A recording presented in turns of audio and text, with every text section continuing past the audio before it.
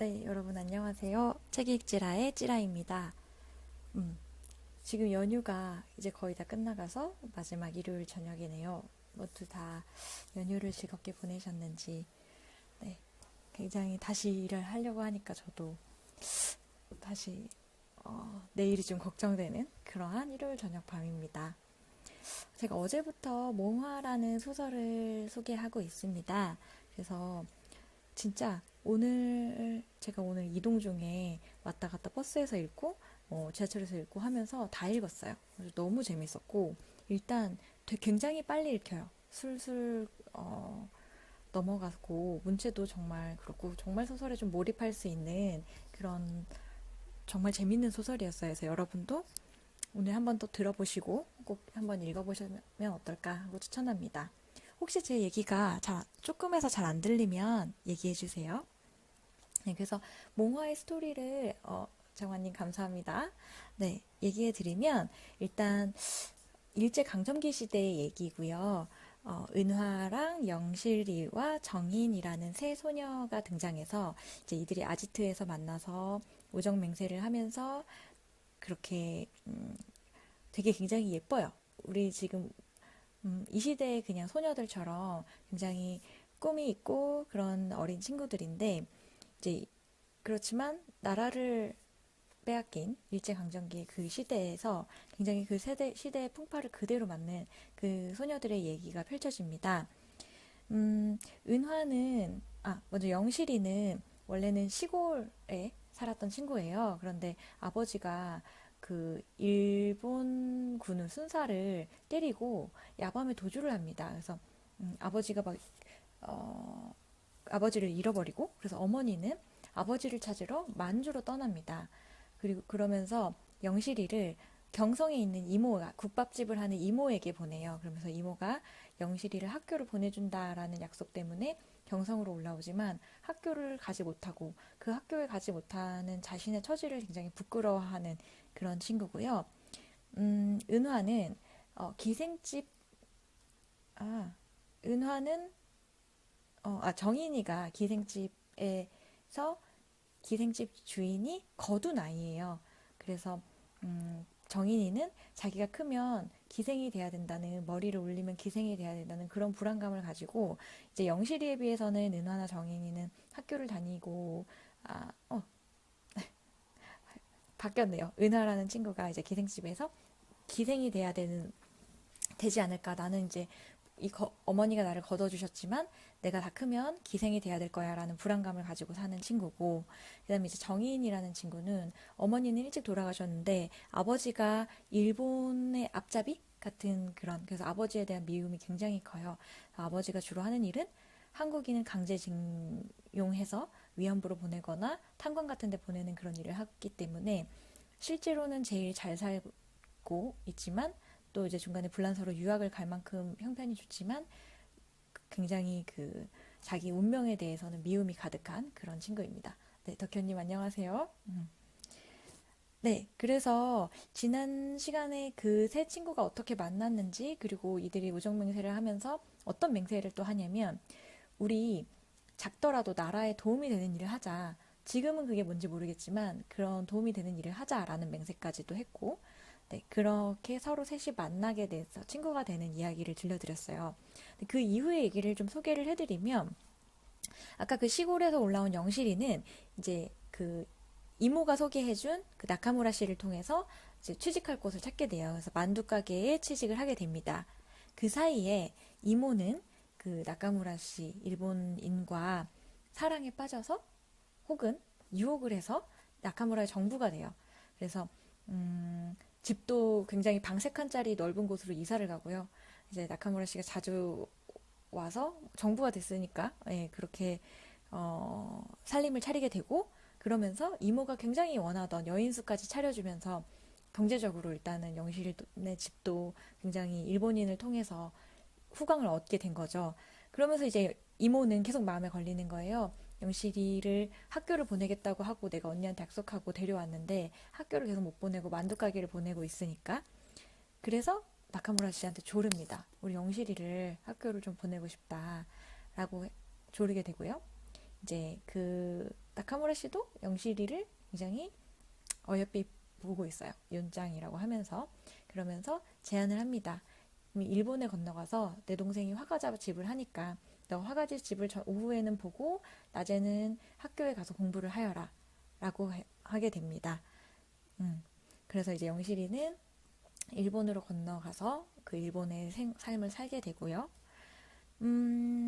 이제 정인이라는 그 아까 아버지가 일본군의 앞잡이였던 그 친구는 아버지가 이제 조선인들을 강제 징병해가지고 뭐 위안부도 보내고 뭐 탄광도 보내고 이런 일을 하잖아요. 근데 너희 자식은 안 하냐라는 그런 사람들의 이목 때문에 자식들을 불란서로 도피하듯이 유학을 보내게 됩니다. 그래서 사실 또 원래는 그 징병이 될 때 자기 아들을 보내야 되는데 머슴이었던 칠복이를 강제로 그 아들인 것처럼 속여서 보내고 칠복이라는 인물이 이제 일본의 탄광으로 그래서 징용돼서 가고요. 정인이는 오빠와 함께 불란서에 가서 생활을 하게 되고 이제 이따금씩 그 은화와 영실이에게 불란서 생활을 편지로 보냅니다. 불란서에서 미술 공부하는 얘기, 뭐 연애도 했던 얘기 이런 얘기들을 영실이에게 또 은화에게 편지를 보내는데 사실은 이것은 이제 이 친구들한테는 굉장히 괴리감을 굉장히 힘든 현실, 굉장히 극단적인 현실을 겪고 있는 이 친구들에게는 정인의 소식이 굉장히 괴로운 그런 느낌마저 주게 하게 되고요. 이제 사실 가장 이 소설에서 기구한 친구는 은화인 것 같은데요. 아까도 얘기했듯이 기생집에서 성장을 했기 때문에 나는 이제 어른이 되고 머리를 올리면 기생이 돼야 될 거야 라는 그 운명을 굉장히 싫어합니다. 그래서 이제 어느 날 좀 자기가 초경을 하고 어른이 되어가던 어느 날 이제 길러준 어머니의 폐물을 훔쳐서 밤에 야반도주를 하게 됩니다. 그래서 이제 이리저리 떠돌다가 굉장히 주변에서 많은 사람들이 그 은화를 호시탐탐 노리고 위기가 찾아오고요. 그러다가 일본의 방직 공장에 보내준다는 그런 강 사장의 얘기를 듣고 일본의 방직 공장으로 가겠다며 건너가게 되는데 사실은 이제 이 친구가 어떤 위안부의 삶을 살게 되는 거예요. 그래서 그런 얘기들이 여기에 스토리가 전개되는데 오늘은 좀 그 부분들을 읽어드릴게요. 혹시 궁금한 점 있으시면 제가 좀 또 소설의 중간을 스토리를 쭉 말해드렸고 중간에 오늘 부분을 소개해드리는 거다 보니까 혹시 스토리가 좀 이해 안 가시면은 댓글로 얘기해주세요. 네. 박진님 감사합니다. 오랜만이네요. 네.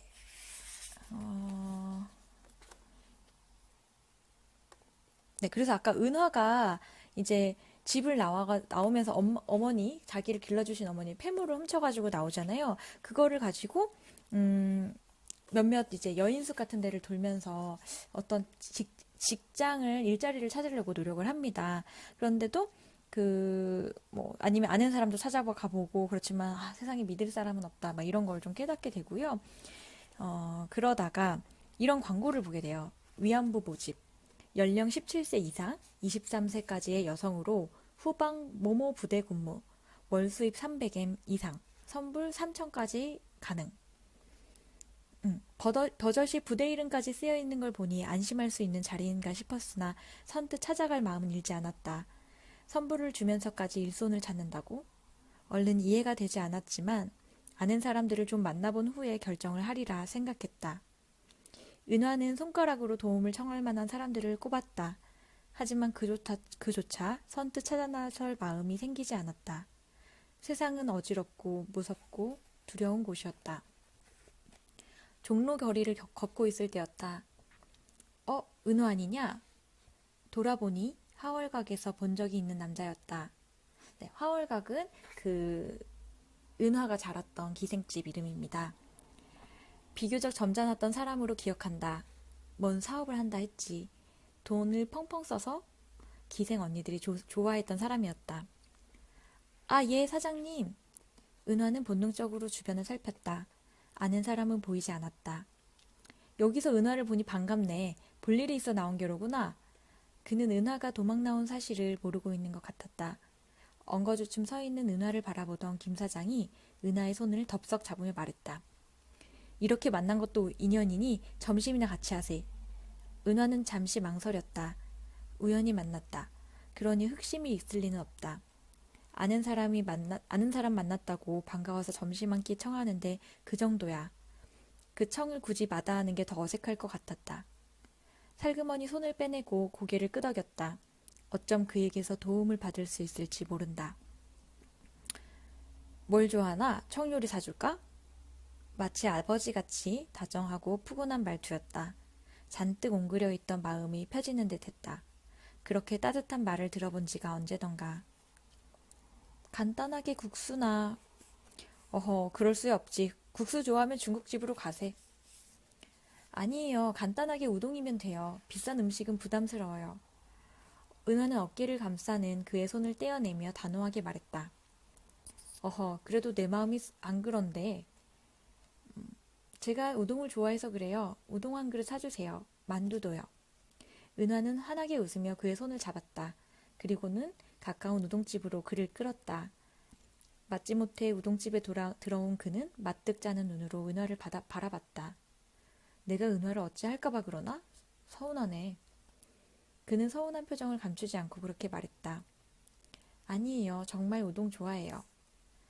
은하는 애써 환하게 웃음을 지어 보이면서도 속으로 불안한 마음을 어쩌지 못했다. 따라 나서는 게 아닌데. 우동이 오는 동안 그는 탁자 위에 있던 신문을 집어들었다. 네. 정경철님, 김천일님, 반갑습니다. 네. 그래서 이제 은하가 강 사장을 처음 만난 장면이에요. 강 사장이랑은 모르던 사이는 아니고 그 기생집에 자주 들어오던 손님이었는데 길에서 만나게 됐고 그러면서 도움을 혹시 받을 수 있을까 하고 만나게 됩니다. 그러면서 아까 그 기사를 강 사장이 신문을 들어서 보니까 또 위안부 모집이란 그런 기사가 나와 있었고요. 그러니까 은화가 물어봅니다. 300엔이면 우리 돈으로 얼마예요? 300엔? 큰 돈이지. 근데 그건 왜 묻지? 여기 광고에 그렇게 준다고 나와 있어서요. 은하는 신문을 덮으며 관심 없는 듯이 말했다. 위안부 광고? 그걸 왜 보나? 그거 믿을 만한 광고가 아니야. 혹시 은화 화월각에서 나왔나? 그의 말에 뜨끔했다. 순간 오히려 솔직해지는 게 도움이 될지도 모른다는 생각이 들었다. 믿을 만한 광고가 아니라는 그의 말에 마음이 움직였다. 은하는 젓가락을 들고 우동을 먹기 시작했다. 생각할 시간을 벌기 위해서였다. 그가 은하 쪽으로 몸을 기울여 진지하게 물었다. 말해봐. 내가 도울 수 있을지도 모르잖아. 나도 은하만한 딸이 있어. 우동을 끌어올리던 젓가락에 힘이 풀렸다. 자신도 모르게 울컥했다. 사장님, 사실은... 가만. 여기서 이럴 게 아니라 조용한 데로 가서 이야기하자. 위안부 모집 그런 거는 안 돼. 애써 쌓았던 모래성은 파도 한 자락에 무너진다. 은하가 그랬다. 모든 것을 경계하던 마음이 모래성 무너지듯 무너졌다. 자리를 옮긴 다방에서 그는 아주 진지한 표정으로 은하를 다독였다. 내가 아는 사람이 많으니 좋은 자리 알아볼게. 네. 그렇게 해서 이제 은하는 이 강 사장에 대한 마음을 좀 허물고 사실 갈 데가 없는 친구니까 다시 강 사장을 찾아가게 됩니다. 그래서 강 사장을 찾아가자 그는 환하게 웃으며 은하를 맞았다. 다시 올 줄 알았지. 드디어 찾았다. 은하가 편하게 있을 수 있는 곳. 방직 공장이야. 힘든 일은 안 하도록 내가 부탁을 해놨어. 그는 거들먹거리며 벙글벙글 웃었다. 방직 공장이요? 군복 만드는 공장이야. 네. 월급도 40원이나 준단다. 40원이면 쌀이 두 가마야. 시골 면장 월급과도 같아.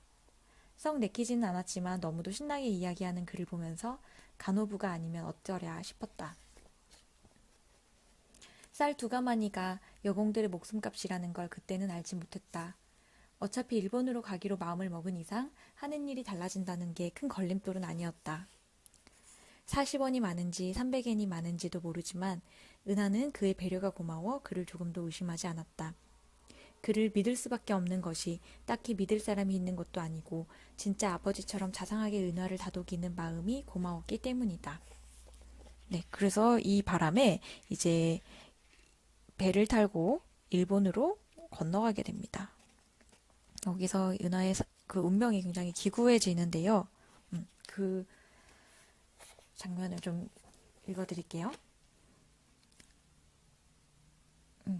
하룻밤 사이에 인생이 바뀌는 일은 상상조차 하지 못했다. 강 씨의 날카로운 눈매가 마음에 걸린다 싶었는데 일본에 도착하자마자 그의 태도가 돌변했다. 허름한 숙소에 은하를 넣어두고는 며칠을 기다리라고 했다. 왜요? 김 사장님하고 약속이 다 돼 있는 거 아닌가요? 약속했지. 그런데 왜 기다리래요? 방직 공장에 사정이 있어.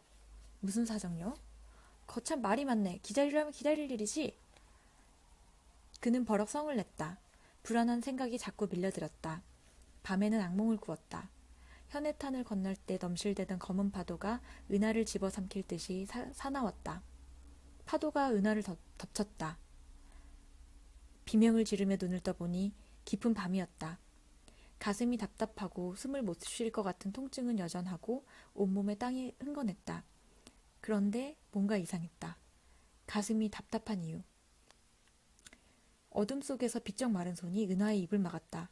은하를 내려다보던 음흉한 손이 어둠 속에서 반짝 빛났다.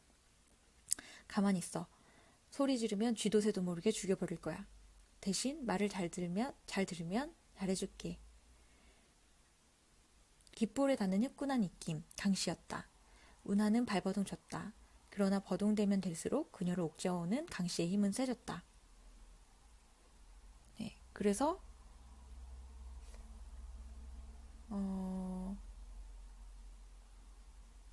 네, 그런 일이 있고서 네, 이렇게 말합니다. 그래도 넌 예뻐서 특별히 내가 잘 봐줄게. 내일부터 넌 일본 군인들을 위로해야 해. 넌 예쁘니까 장교 상대야. 고급 장교들. 그들에게 사랑을 받으면 넌 팔자 피는 거지. 흐흐흐. 죽여버릴 거야. 은하는 강씨가 잠시 손을 놓은 틈을 타 그의 목을 움켜쥐었다. 그가 잽싸게 피하며 능글맞은 웃음을 지었다. 지금은 하도 나고 죽을 것 같겠지만 시간이 지나면 괜찮아질 거야. 어떤 분노도 시간이 지나면 수그러들지. 내가 널 먼저 아는 것도 고마워해야 해. 일본 놈한테 송정을 바쳤으면 더 억울했을걸? 운명이려니 하고 받아들여. 칼이라도 있으면 그를 쑤셔버리고 싶었다. 망치라도 있으면 그의 머리통을 깨부수고 싶었다. 밧줄이라도 있으면 그의 목을 올가매고 싶었다. 그러나 은하에게는 아무것도 없었다. 내 것이 돼 내 것이 아닌 것은 바로 치욕스러운 자신의 몸뚱이였다. 네. 말이 요리집이지 조선인 위안부들의 강제 매춘을 하는 장소가 바로 그곳이었다. 겉으로는 번지르르하게 요리집이라는 간판을 걸어두고 실제는 매춘을 강요하였다. 강씨는 은하를 특별히 감시했다. 넋이 빠져있는 은하에게 먹을 것을 가져다 주고 비단에 화려한 수가 놓인 기모노도 가져다 주었다. 다른 위안부들은 꿈도 꿀 수 없는 특별한 대우였다. 네, 다행이라고 말하기 어렵지만 이제 은하는 고급 간부들을 상대하는 그런 일을 하게 됩니다. 그러면서 굉장히 고통스러운 고통스러운 나날들이 계속 되고요. 그러면서 이제 자살을 시도합니다. 목욕탕으로 가는 길에 군대 앞을 지났다. 군인들이 휘파람을 불었다. 공포와 허기에 몰린 군인들의 얼굴이 빛바랜 종이 쪼가리 같았다. 저들은 무엇 때문에 그 짓에 몰두하는가? 전쟁에 대한 공포? 아님 남자들의 본능? 그 어떠한 이유라도 정당화될 수는 없다. 여성의 의사가 배제된 겁탈은 범죄니까. 네, 이런 구절이 나오고요. 그래서 은하는 목욕탕에 가서 자기가 죽기 전 마지막 목욕을 합니다. 사람에게는 편하게 살 집을 고를 권리가 있듯이 이 세상을 떠날 방법을 고를 권리도 있다. 철학자 세네카의 말을 뜻도 모르고 읊조리던 생각이 났다. 책을 보며 미래를 꿈꾸었던가. 어떤 미래가 닥쳐올지도 모르고 도대체 인간의 운명이란 무엇에 의해 조종되는 것인지 자신의 뜻과는 아무런 관계도 없이 왜 내동댕이 쳐지는 것인지 비릿한 눈물이 흘렀다. 머리가 아프다는 핑계로, 잠이 오지 않는다는 핑계로 모았던 알약들, 지금 벗어둔 옷주머니 속에 있다. 목을 매는 일이 어려우면 차선으로 생각한 방법이다. 최소한 죽음만은 고요히 맞이하고 싶었다. 잠들듯이. 네, 그렇게 하고 이제 은하는 자살을 시도합니다. 하지만 다시 깨어났을 때는 병원이었어요. 이제야 정신이 드세요? 맑은 여자의 음성이 우렁우렁 들렸다. 눈을 떴다. 하얀 천장. 또 실패했구나. 은하는 아득한 절망감에 몸을 떨었다. 깨어나서 다행이에요. 여자가 다가와 은하의 손을 잡았다. 몹시 따뜻했다. 은하가 먹은 수면제는 치사량이 절대 부족한 양이었고 그나마 함께 마신 술로 다 토해내서 목숨에는 지장이 없다는 말을 하며 살짝 웃어 보였다. 동정 어린 그 시선이 끔찍했다. 캄캄한 터널로 들어서던 몸뚱이가 세상을 다시 보게 될 줄이야.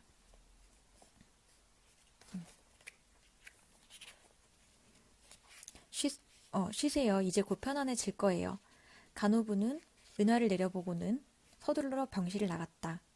약한 크레졸 냄새가 났고 천장에 달린 등은 파르르 떨고 있었다. 잠시 어둡고 고요했다. 죽음처럼. 죽음이 편안하다는 말에 눈물이 났다. 눈을 감고 가슴에 손을 얹었다. 천천히 오리내리는 숨결이 살아있음을 느끼게 하였다. 목을 매게요? 여자가 아무렇지도 않은 듯이 말했다. 왜 죽으려는 거죠? 치욕스러운 몸뚱이를 버리고 싶어서요. 죽으면 치욕스러운 게 사라지나요? 은하는 순간 할 말이 생각나지 않았다. 나는 당신들을 위해 늘 기도하죠. 나는 일본 여자 사유리입니다. 사유리? 머릿속에 그녀의 이름이 뱅뱅 돌았다. 어디선가 들어본 이름 같았다. 기도? 무슨 기도를 하나요? 은하가 빈정거리듯이 여자에게 말했다. 저도 몇 번 죽을 생각을 했었죠. 내 목을 보세요. 여기 시커먼 줄이 보이죠? 여기 끌려와 있는 여자들 다 불쌍해요. 억울하고. 그렇다고 해서 다 죽지는 않아요. 중국 여자, 필리핀 여자, 심지어 네덜란드 여자도 있어요. 일본은 전쟁에 미쳐있고 죽음으로 내몰린 병사들은 여자에게 미쳐있죠. 하지만 곧 전쟁이 끝날 거라 해요. 일본이 패망할 거란 소문도 있어요. 일본이 패망이요? 은하는 자신의 귀를 의심했다. 쉿, 아직은 떠도는 소문일 뿐이에요. 나는 악착같이 돈을 모으고 있어요. 고향에 돌아가면 집을 살 거예요. 튼튼한 집을 사서 거기서 오래오래 살 거예요. 그래야 덜 원통할 것 같아서요. 군표를 많이 모아서 돈으로 바꿀 거예요. 전쟁이 끝나고 고향으로 돌아가면 나는 내 집을 살 거예요. 그 생각을 하면 지금의 치욕을 견딜 수 있어요. 우리들 몸이 더러워진 것은 우리 뜻과는 상관없이 일어난 일이에요. 우리들 잘못이 아니라는 말이죠.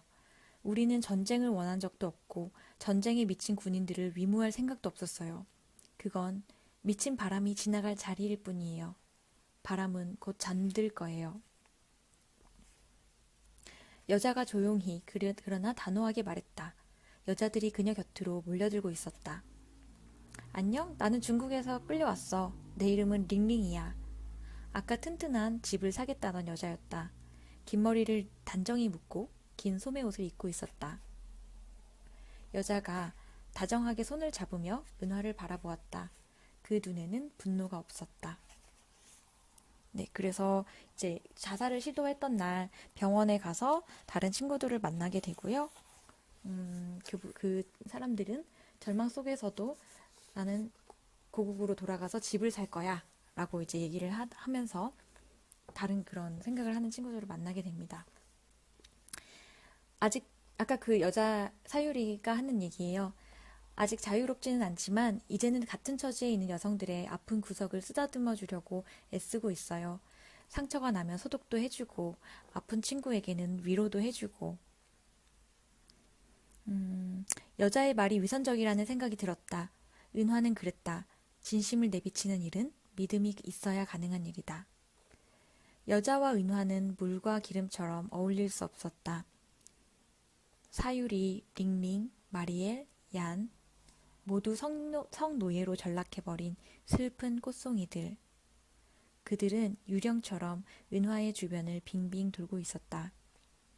은화의 머릿속도 빙글빙글 돌고 있었다. 링링과 양과 마리엘, 사유리가 한 사람이었다가 네 사람이었다가 더 여러 사람이 되었다. 그녀 역시 그들과 하나가 되었다가 흩어졌다가 형체도 없이 사라졌다. 꿈이려니 여겼다. 네, 그래서 이제 여기까지 저는 소설을 읽어드릴 거고요. 실제로 제가 좀 오늘 읽어드린 파트는 이 세 명의 친구 중에서도 어떻게 보면 가장 기구한 운명이었던 은화. 그러니까 집을 뛰쳐나와서 일본의 방직 공장으로 가서 돈을 벌어야지라고 했는데 위안부의 삶을 살았던 은화의 얘기를 중점적으로 읽어드렸어요. 근데 사실은 제가 이 책을 보면서 좀 놀랬던 건 제가 어제 영화 귀향이랑 빗대어 드렸는데 귀향이랑은 또 굉장히 다릅니다. 어, 조금 굉장히 다른 느낌이 있어요. 그거는 굉장히 어떤 극단적인 사건, 어떤 장소와 시간적인 제약을 가진 사건이 있었다면 이 소설은 실제로는 그냥 그 시절의 전후의 어떤 상황을 쭉 묘사해줘요. 그리고 위안부 문제는 사실은 또 굉장히 거기에 일부분에 지나지 않거든요. 그래서 사실은 위안부 소재의 소설이 아니라 그 시대를 살았던 소녀들의 이야기다라는 생각이 들었고요. 그래서 평범하고 예쁘고 사랑스러운 한 18세 정도 되는 그 친구들의 이야기, 우리 지금의 18세 소녀들이랑 다를 바가 없는 그런 친구들의 이야기라는 생각이 들었고요. 제가 그렇지만 그 중에서도 마지막 파트를 읽어드린 건 사실 이 친구가 이제 뭐 위안부도 살았고, 그리고 아까 영실이도 일본의 화가자 집에서 일하면서 사실은 아버지도 잠깐 만나고 굉장히 고통스러운 나날들이 이어져요. 이 친구들한테 굉장히 가혹한 나날들이 이어지는데 생각보다 그게 빨리 끝난다는 생각이 들었어요. 그러니까 막 몇 년씩이 아니라 한 2년 정도 지나면 일본이 패망한다는 소식이 들려오면서 막 한국에 있던 일본군들이나 일본인들도 철수를 하고 이제 일본에 있는 조선인들은 탈출을 하려고 하고 이제 이러한 상황이 반복되면서 이 친구들은 사실 다시 조선으로 돌아오고 싶어 하거든요. 그러니까 사실은 이 책은 그 절망적인 상황보다는 그 절망적인 상황을 이겨내서 다시 조선으로 돌아와서 나의 꿈을 찾아가고 싶은 그런 소녀들의 희망 이야기다라는 생각이 굉장히 들었습니다. 그래서 저는 오늘 이 책을 계속 읽으면서 굉장히 가슴이 먹먹했고요. 또 한편으로는 그냥 우리가 막 되게 사소한 것들 때문에 열심히 살려고 하면서 스트레스를 받으면서 뭐 일상을 살아가잖아요. 근데 어떤 이런 거- 내가 통제할 수 없는 그런 거시적인 상황이 닥쳤을 때 인간이 무엇을 할 수 있을까? 그런 고민에 비한다면 제가 지금 하고 있는 고민이 되게 아무것도 아닌 것 같은 그런 게 되게 문학의 힘인 것 같습니다. 그래서 저는 이제 이 몽화라는 소설은 일본의 이양부 이야기라기보다는 그 시절에 어, 있었던 사랑과 삶과 인생과 희망에 대한 이야기다라고 마무리를 하고 싶습니다. 그래서 시간이 되시는 분들은 몽화라는 책을 읽어보면 굉장히 마음이 먹먹해지고 또 한편으로는 따뜻한 시간을 보내실 수 있을 것 같습니다. 저는 오늘 여기서 방송을 마치겠습니다. 일요일 저녁 잘 쉬시고요. 연휴 끝났는데 내일도 화이팅 하세요. 네, 안녕히 주무세요.